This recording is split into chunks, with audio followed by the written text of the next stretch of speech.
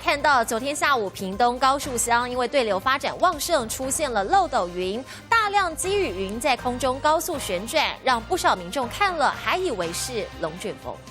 午后大雨，屏东高树乡上空出现大片积雨云，没几分钟时间，云层变成漏斗状。龙卷风，还很大嘞。积雨云快速旋转，盘踞半个天空，有如龙卷风般场景，让目击民众惊呼连连。而在云层下方的民宅成了这副模样。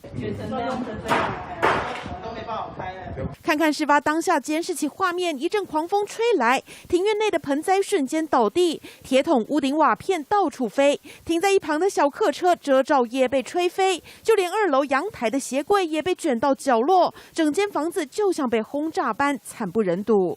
迄遐都安尼，一直架起嚟安尼啦。规个顶拢是啦，乱七八糟。附近农田的铁棚架也被吹得歪七扭八，电线杆倾倒，电线断裂，香蕉树拦腰折断，槟榔树也被连根拔起，离谱状况连乡长都看傻眼。以前发生过的是真正台风，像这个一阵风大概20几分钟的时间这种情况很少。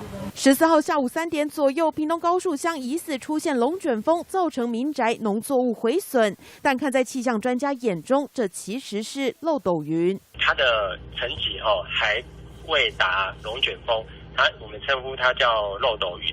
自动扇也有观测到8级阵风。龙卷风是在高空和地表风力落差大以及上升运动激烈的环境下形成，而且一定要接触到地面才算成型。由于南高屏地区地势相对平坦，因此出现几率相对高。而这一次虽然只是漏斗云，但带来的破坏威力同样不容小觑。记者苏世伟评论报道。